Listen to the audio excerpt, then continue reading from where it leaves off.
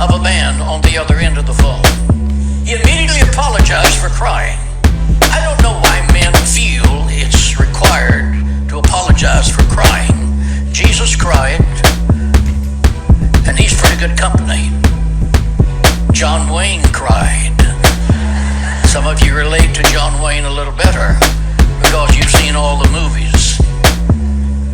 On this particular day, as he began to speak, I recognized it as a man that I knew and of a dear friend. He began by saying that his wife, had come to him and just announced that their marriage of 15 years was over, that she wanted a divorce. There had been no quarreling, there hadn't even been a dispute. There was no warning and lightning out of a clear blue heaven. I want a divorce.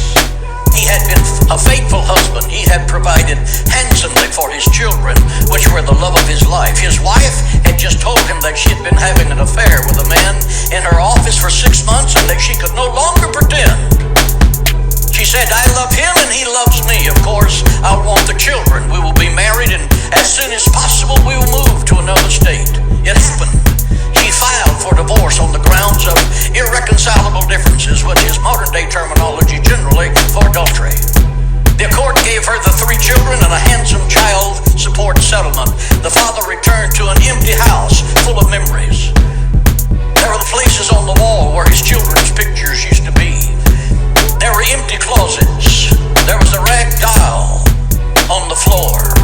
And there was an abandoned baseball club in the backyard, testifying to the absence of his children, specifically his son. His house was now filled with a sound of silence. The emotions of this father vacillated from deep depression to words of rage and maximum retaliation. One day his life was secure. It was beautiful. It was happy, filled with a perfect love as far as he knew. The next day his life was filled with rage and a burning passion for revenge. Bitterness, resentment, loneliness became his constant companion. His emotional nightmare affected his job performance, and he had a good job. His friends were withdrawing from him because all he wanted to talk about was the bitterness of this relationship and rehash it one more time. After several weeks, he came to my office, and we both knew what he was wanting to talk about again.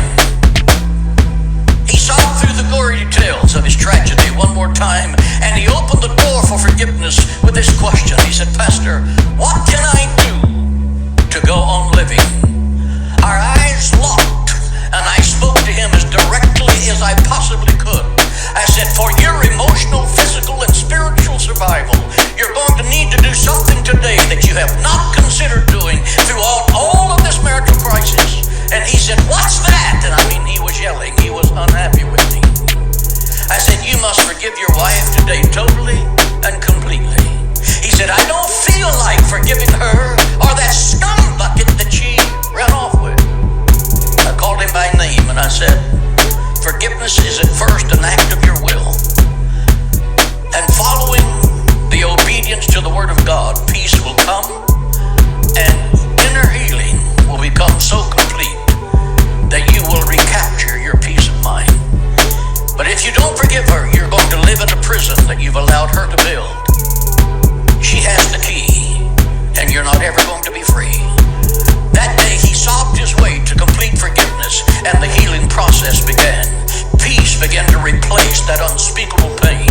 He was ready for a new beginning, and made possible because that he was willing to forgive someone who had deeply wounded him for life.